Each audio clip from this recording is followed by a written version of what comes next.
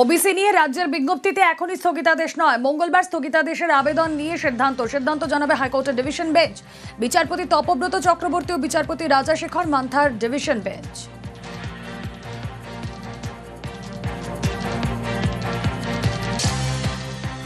OBC নিয়ে রাজ্যের বিজ্ঞপ্তিতে এখনই স্থগিতাদেশ নয়, মঙ্গলবার স্থগিতাদেশের আবেদন নিয়ে সিদ্ধান্ত জানাবে হাইকোর্টের ডিভিশন বেঞ্চ।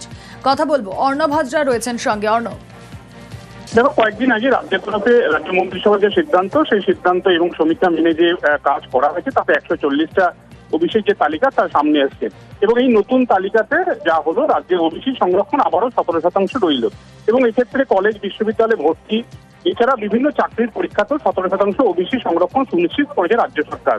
এই অবস্থা 2010 বা 13 সালে যারা পুরনো মামলা করে তারা নতুন করে মামলা করে এবং সেই মামলাতে এই সিদ্ধান্ত চ্যালেঞ্জ করে আবেদন করা হয় এবং তাদের তরফে এবং একই সঙ্গে কেন্দ্রের যে কমিশন রয়েছে, ওবিসি কমিশন রয়েছে, তাদের তরফে কিন্তু আজকে তীব্র সওয়াল করে বলা হয় কার্যত আদালতের নির্দেশকে বুড়ো আঙুল দেখিয়ে রাজ্য যে বিজ্ঞপ্তি প্রকাশ করেছে বা রাজ্য যেভাবে 140টা তালিকা প্রকাশ করেছে কার্যত কোনো সমীক্ষা না করি এবং এখনই স্থগিতাদেশ দেওয়া হোক এই বিজ্ঞপ্তির ওপর।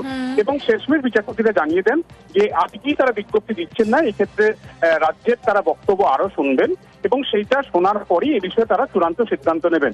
এবং এক্ষেত্রে একটি মন্তব্য অত্যন্ত গুরুত্বপূর্ণ, বিচারপতি রাজাশেখর মান্থা বলেছেন যে এক্ষেত্রে আদালতের কাছে যে অভিযোগ করা হচ্ছে নতুন মামলার আকারে তা হচ্ছে কার্যত উচট খাওয়া পরিস্থিতি রাজ্য তৈরি করেছে নিজেরাই, কারণ তারা লাফিয়ে এই প্রক্রিয়া করতে গেছে সমীক্ষা না করে।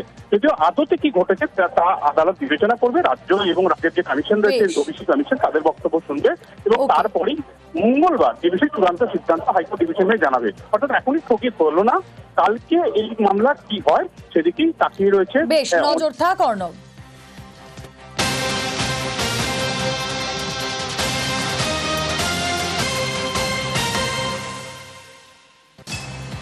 ওবিসি নিয়ে ভুল বার্তা দিচ্ছে বিরোধীদের ভূমিকায় সরব মুখ্যমন্ত্রী, বিষয়টি নিয়ে মন্ত্রীদের পদক্ষেপের বার্তা। আরো একবার জানিয়ে রাখি, ওবিসি নিয়ে ভুল বার্তা দিচ্ছে বিরোধীদের ভূমিকায় সরব মুখ্যমন্ত্রী, বিষয়টি নিয়ে মন্ত্রীদের পদক্ষেপের বার্তা।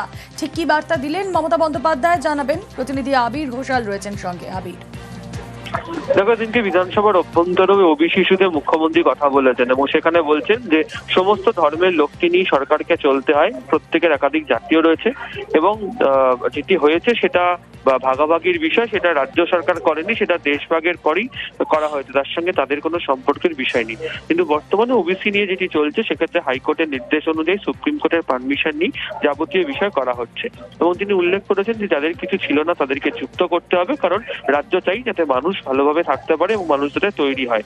এবং কেউ কিছু ক্ষেত্রে কিছু অসন্তোষ রয়েছে, কেউ এ থেকে বিতে আবার বি থেকে এতে গেছে, কমিশন তাদের সঙ্গে কথা বলে তাদের ক্ষোভ নিরসন করে গোটা সমস্যাকে সমাধান করতে চায়।